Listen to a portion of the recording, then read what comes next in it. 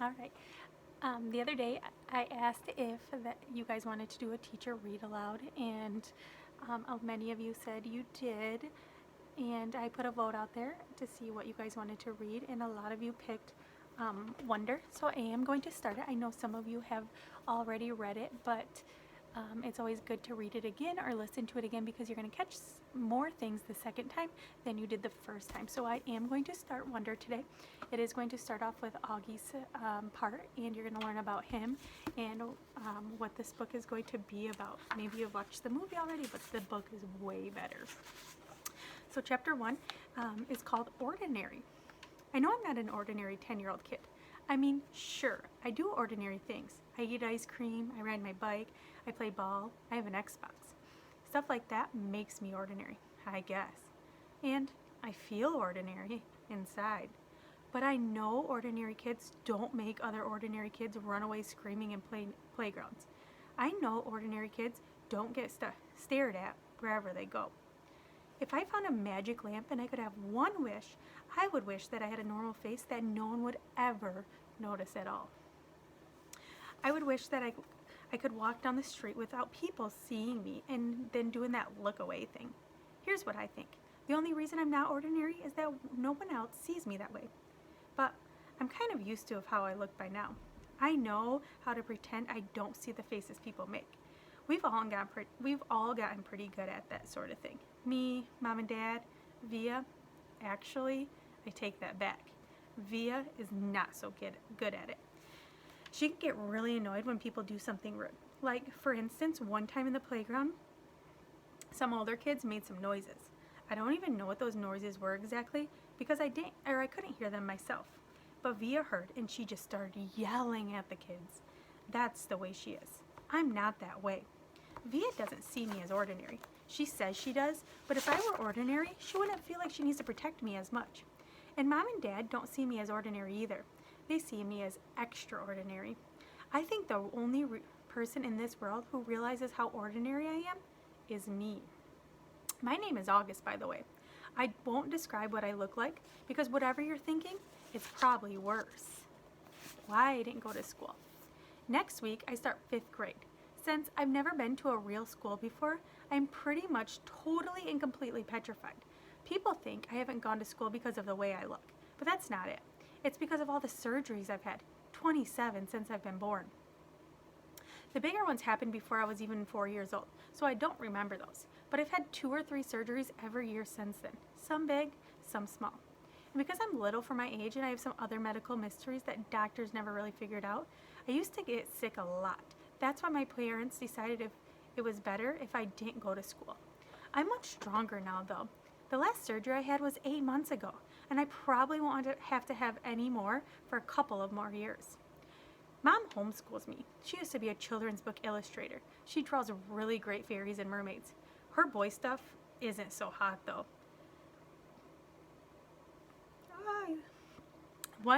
She once tried to draw me a Darth Vader, but ended up looking like some weird mushroom-shaped robot.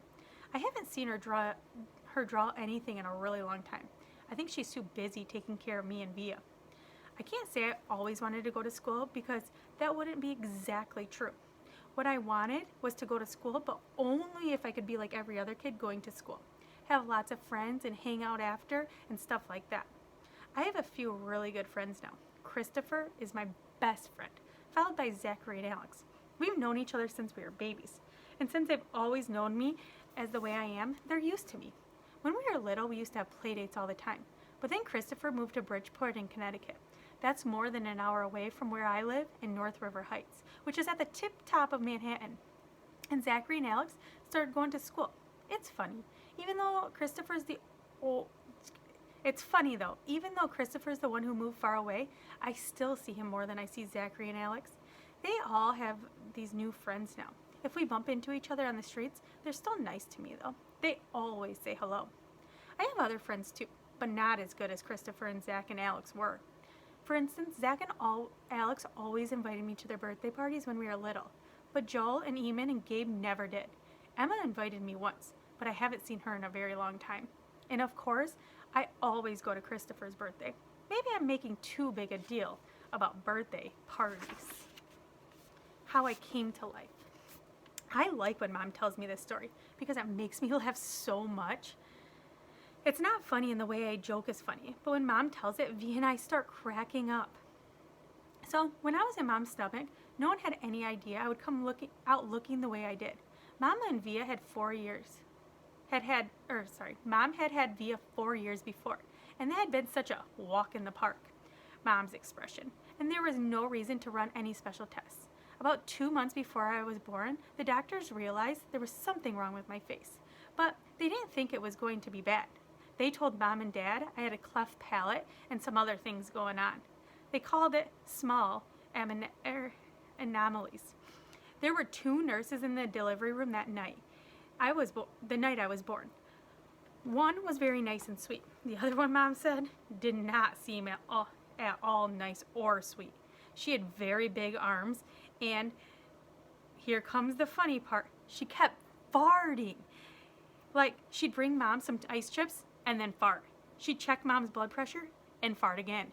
Mom said it was unbelievable because the nurse never even said, "Excuse me." Meanwhile, Mom's regular doctor wasn't on duty that night. So Mom got stuck with this cranky kid doctor she and Dad nicknamed Doogie after some old TV show or something. They didn't actually call him that to his face. But Mom says that even though everyone in the room was kind of grumpy, Dad kept making her laugh all night long. When I came out of Mom's stomach, she said the whole room got very quiet. Mom didn't even get a chance to look at me because the nice nurse immediately rushed me out of the room. Dad was in such a hurry to follow her that he dropped the video camera, which broke into a million pieces. And then Mom got very upset and tried to get out of bed to see where they were going. But the farting nurse put her very big arms on Mom to keep her down in the bed. She was practically fighting, and because Mom was hysterical and the farting nurse was yelling at her to stay calm, and then they both started screaming for the doctor. But guess what? He had fainted right on the floor. So when the farting nurse saw that he had fainted, she started pushing him with her foot to get him to wake up, yelling at him the whole time. "What kind of doctor are you? And what kind of doctor are you? Get up, get up." And then all of a sudden she let out the biggest, loudest, smelliest fart in the entire history of farts. Mom thinks it was actually the fart that finally woke the doctor up. Anyways, when Mom tells this story, she acts out all of the parts, including the farting noises. And it is so, so, so funny. Mom says that the farting nurse turned out to be a very nice woman. She stayed with Mom the whole time. She didn't leave her side even after Dad came back and the doctors told them how sick I was. Mom remembers exactly what the nurse whispered in her ear when the doctor told her I probably wouldn't live through the night. Everyone born of God overcomes the world.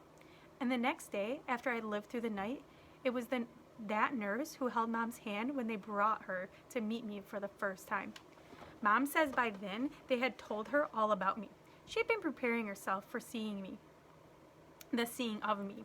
But she says that when she looked down into my tiny mushed up face for the first time, all she could see is how pretty my eyes were. Mom is beautiful, by the way, and Dad is handsome. Via is pretty, in case you were wondering. Christopher's house. I was really bummed when Christopher moved away 3 years ago. We were both around 7 then. We used to spend hours playing with our Star Wars action figures and dueling with our lightsabers. I miss that. Last spring, we drove to Christopher's house in Bridgeport. Me and Christopher were looking for snacks in the kitchen, and I heard Mom talking to Lisa, Christopher's mom, about my going to school in the fall. I had never ever heard her mention school before. "What are you talking about?" I said. Mom looked surprised, like she hadn't meant for me to hear that. "You should tell him that what you've been thinking, Isabel," Dad said. He was on the other side of the living room talking to Christopher's dad. "We should talk about this later," said Mom. "No, I want to know what we're talking about," I answered. "Don't you think you're ready for school, Augie?" Mom said. "No," I said. "I don't either," said Dad. "Then that's it. Case closed," I said, shrugging, and I sat in her lap like I was a baby. "I just think you need to learn more than I can teach you," Mom said. I mean, come on, Augie. You know how bad I am at fractions. What school? I said. I felt like crying. Beecher Prep, right by us. Wow, that's a great school, Augie, said Lisa, patting my knee. Why not Via School? I said. That's too big, Mom answered. I don't think that would be a good fit for you. I don't want to, I said. I admit. I made my voice sound a little babyish. You don't have to do anything you don't want to do, Dad said, coming over on me and lifting me out of Mom's lap. He carried me over to sit on his lap on the other side of the sofa. We won't make you do anything you don't want to do. But it would be good for him, Nate, Mom said. Not if he doesn't want to, answered Dad, looking at me, and not if he's not ready. I saw Mom look at Lisa, who reached over and squeezed her hand. You guys will figure it out, she said to Mom. You always have. Let's just talk about it later, said Mom. I could tell she and Dad were going to get in a fight about it. I wanted Dad to win the fight, though a part of me knew Mom was right. And the truth is, she was really bad at fractions. Driving. It was a long drive home. I fell asleep in the back seat like I always do, my head on Via's lap like she was my pillow. A towel wrapped around the seatbelt so I wouldn't drool all over her. Via fell asleep too, and Mom and Dad talked quietly about grown-up things I didn't care about. I don't know how long I was sleeping, but when I woke up, there was a full moon outside the car window. It was a purple night, and we were driving on a highway full of cars. And then I heard what Mom and Dad were talking about, and it was about me. We just can't keep protecting him, Mom whispered to Dad, who was driving. We can't just pretend he's going to wake up tomorrow and this isn't going to be his reality, because it is, Nate, and we have to help him learn to deal with it. We just can't keep avoiding situations like that. So sending him off to middle school like a lamb to the slaughter? Dad answers angrily, but he didn't even finish his sentence because he saw me in the mirror looking up. What's a lamb to the slaughter? I asked sleepily. Go back to sleep, Augie, Dad said softly. Everyone will stare at me at school, I said, suddenly crying. Honey, Mom said. She turned around in the front seat and put her hand on my head. You know, if you don't want to do this, you don't have to. But we spoke to the principal there and told him about you, and he really wants to meet you. What did you tell him about me? How funny you are and how kind and smart. When I told him you read Dragon Rider when you were 6, he was like, wow, I have to meet this kid. Did you tell him anything else? I said. Mom smiled at me. Her smile kind of hugged me. I told him about all your surgeries and how brave you are, she said. So he knows how I look? I asked. Well, we brought pictures from last summer, Dad said. We showed him pictures of the whole family and that great shot of you holding that flounder on the boat. You were there too? I have to admit, I felt a little disappointed that he was part of this. We both talked to him. Yes, Dad said. He's a really nice man. You would like him, Mom added. Suddenly, it felt like they were on the same side. Wait, so when did you meet him? I said. He took us on a tour of the school last year, said Mom. Last year? I said. So you've been thinking about this for a whole year and you haven't told me? We didn't know if you would even get in, Augie, answered Mom. It's a very hard school to get in. There's a whole admissions process. I didn't see the point in telling you and having you get all worked up about it unnecessarily. But you're right, Augie. We should have told you when we found out last month that you got in, said Dad. In hindsight, sighed Mom. Yeah, I guess. Did that lady who came to the house that time have something to do with this? I said. The one that gave me that test? Yes, actually, Mom said, looking guilty. Yes. You told me it was an IQ test, I said. I know. Well, that was a white lie, she answered. It was a test you needed to take to get into the school. You did very well on it, by the way. So you lied, I said. A white lie. But yes, sorry, she said, trying to smile. But when I didn't smile back, she turned around in her seat and faced forward. What's a lamb to the slaughter? I said. Mom sighed and gave Daddy a look. I shouldn't have said that, Dad said, looking at me in the rearview mirror. It's not true. Here's the thing. Mommy and I love you so much, we want to protect you in any way we can. It's just sometimes we want to do it in different ways. I don't want to go to school, I answered, folding my arms. It would be good for you, Augie, said Mom. Maybe I'll go next year, I answered, looking out the window. This year would be better, Augie, said Mom. You know why? Because you'll be going into the 5th grade, and that's the first year of middle school for everyone. You won't be the only new kid. I'll be the only kid who looks like me, I said. I'm not going to say it won't be a big challenge for you because you know better than that, she answered. But it'll be good for you, Augie. You'll make lots of friends and you'll learn things you'll never learn with me. She turned in her seat again and looked at me. When we took the tour, you know what? They had in their science lab a little baby chick that was just hatching out of its egg. It was so cute. Augie, it actually kind of reminded me of you when you were a little baby, with those big brown eyes of yours. I usually love when they talk about when I was a baby. Sometimes I want to curl up into a little tiny ball and let them hug me and kiss me all over. I miss being a baby, not knowing stuff. But I wasn't in the mood for that now. I don't want to go, I said. How about this? Can you at least meet Mr. Tushman before making up your mind? Mom asked. Mr. Tushman, I said. He's the principal, answered Mom. Mr. Tushman, I repeated. I know, right? Dad answered, smiling and looking at me in the rearview mirror. Can you believe that name, Augie? I mean, who on earth would ever agree to a name like Mr. Tushman? I smiled even though I didn't want to let them see me smile. Dad was the one person in the world who could make me laugh no matter how much I didn't want to laugh. Dad always made everyone laugh. Augie, you should go to that school just so you can hear his name said over the loudspeaker, Dad said excitedly. Can you imagine how funny that would be? Hello, paging Mr. Tushman. He was using a fake high old lady voice. Hi, Mr. Tushman. I see you're running a little behind today. Did your car get rear-ended again? What a bum rap. I started laughing, not even because I thought he knew he was being funny, but because I wasn't in the mood to stay mad anymore. It could be worse, though, Dad continued in his normal voice. Mommy and I had a professor in college called Miss Butt. Mom was laughing now, too. Is that for real? I said. Roberta Butt, Mom answered, raising her hand as if to swear. Bobby Butt. She had huge cheeks, said Dad. Nate, said Mom. What? She had big cheeks is all I'm saying. Mom laughed and shook her head at the same time. Hey, I know, said Dad excitedly. Let's fix him up on a blind date. Can you imagine? Miss Butt meets Mr. Tushman. Mr. Tushman, here's Miss Butt. They could get married and have a bunch of little tushies.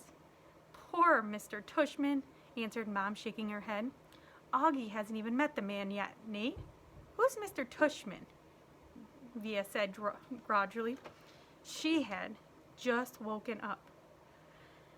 He's the principal of my new school, I answered. Paging Mr. Tushman. I would have been more nervous about meeting Mr. Tushman if I'd known I was also going to be meeting some new kids from the new school. But I didn't know, so if anything, I was kind of giggly. I couldn't stop thinking about all the jokes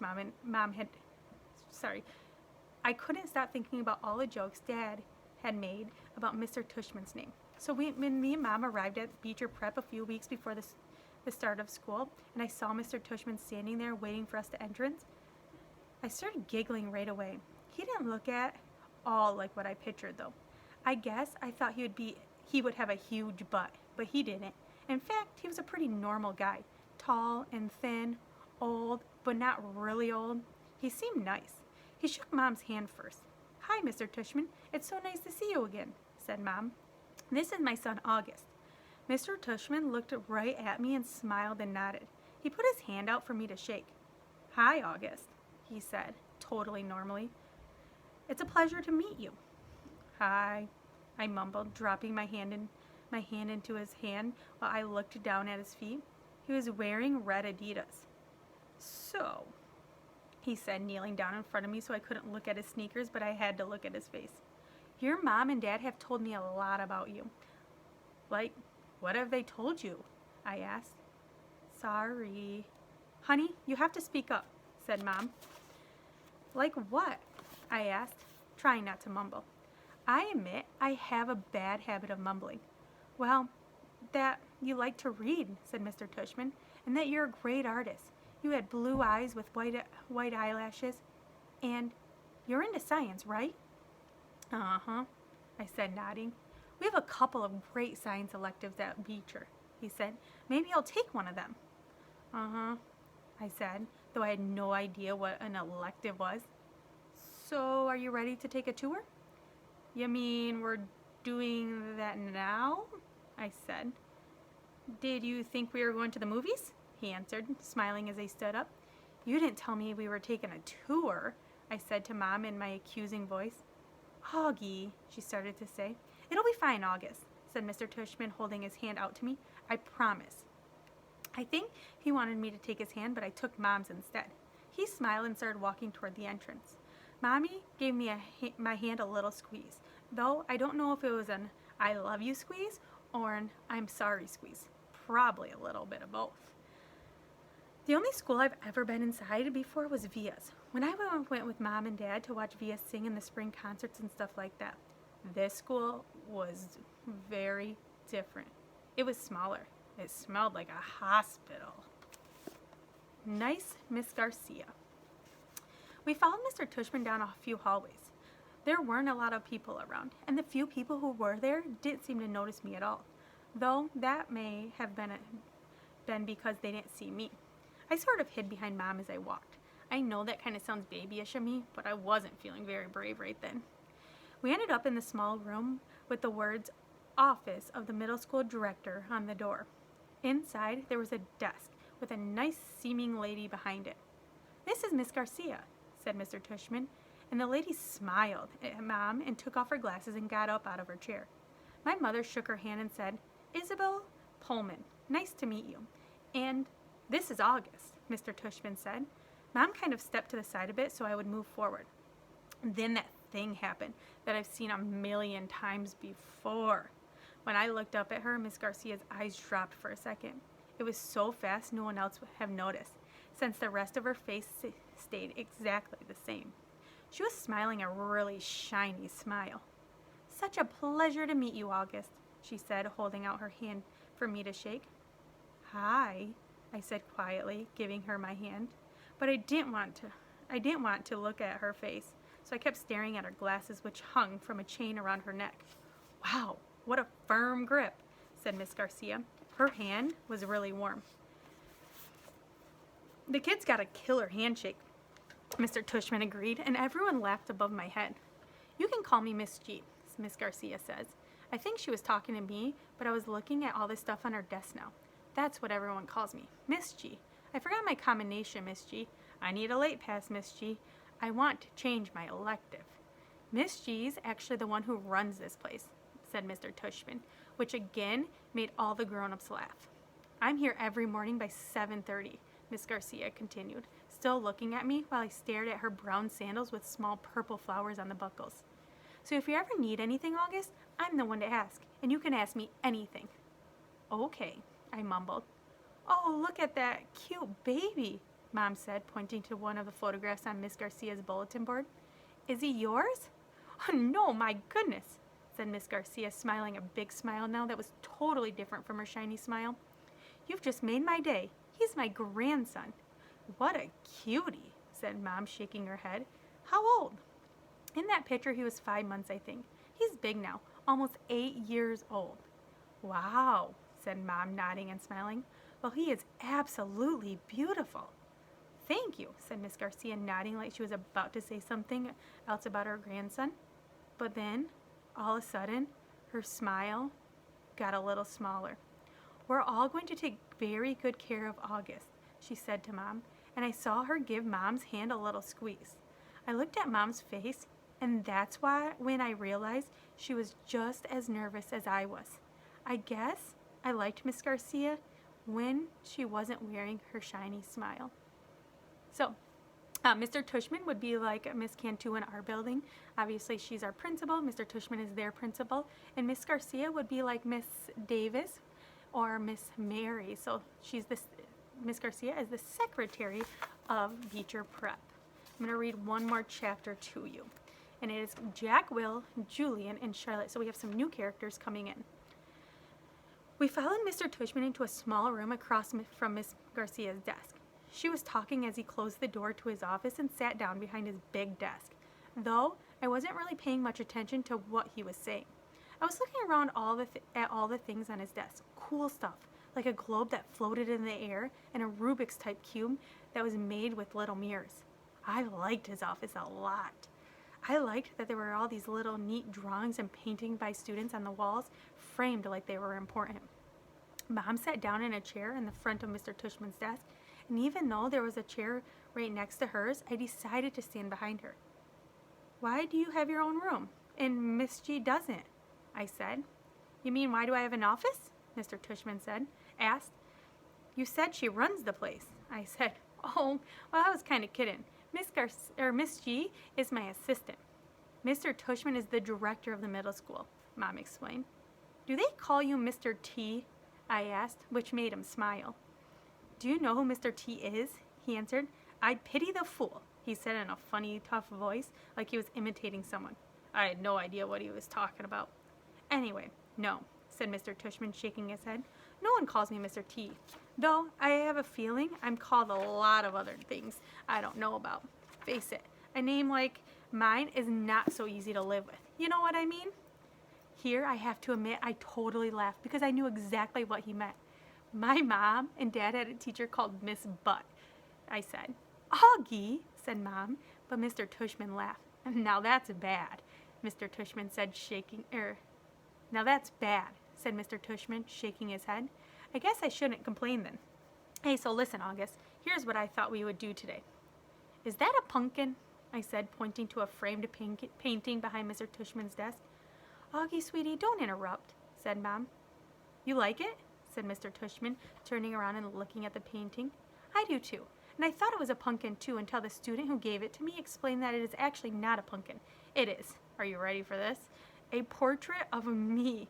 Now, August, I ask you, do I really look that much like a pumpkin?" "No," I answered, though I was thinking yes. Something about the way his cheeks puffed out when he smiled made him look like a jack-o'-lantern. Just as I thought that, it occurred to me how funny that was. Cheeks, Mr. Tushman. And I started laughing a little. I shook my head and covered my mouth with my hand.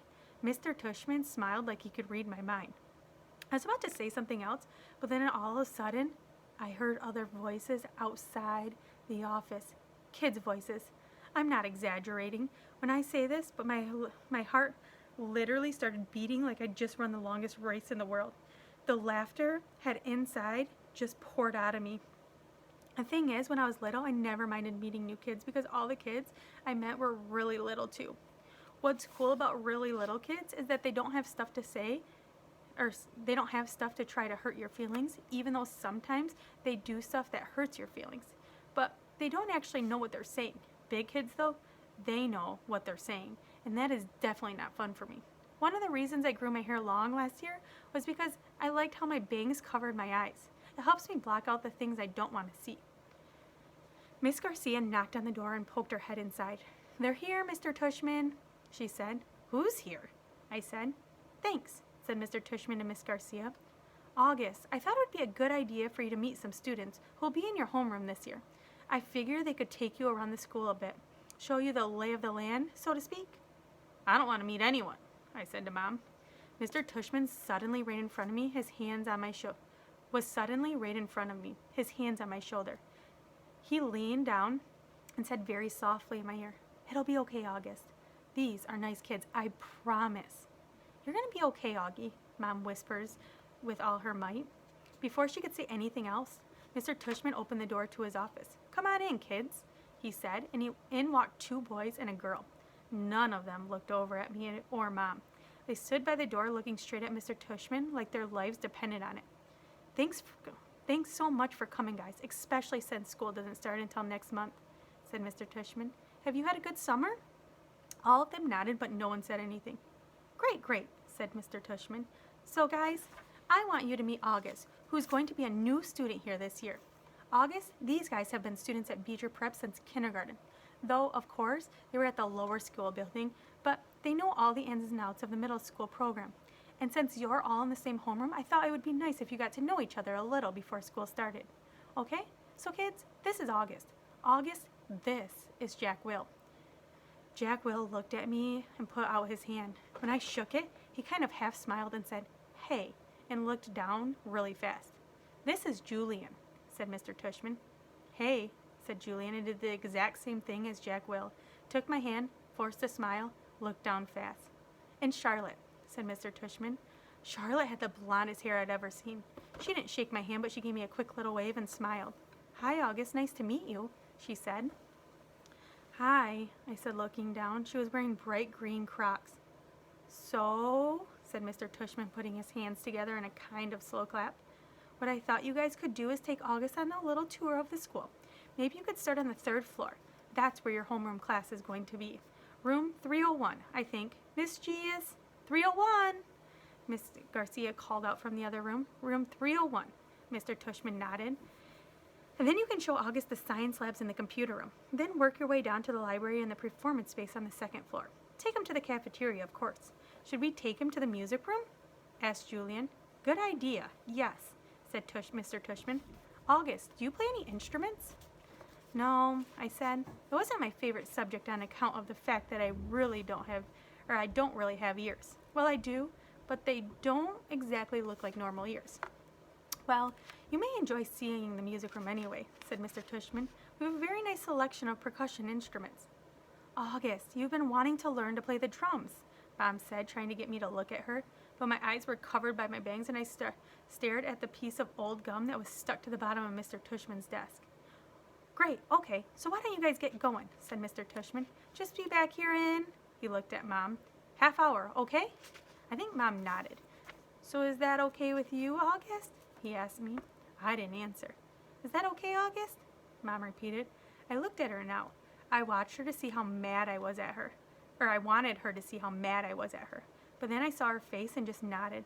She seemed more scared than I was. The other kids had started out the door, so I followed them. "See you soon," said Mom, her voice sounding a little higher than normal. I didn't answer. Bye.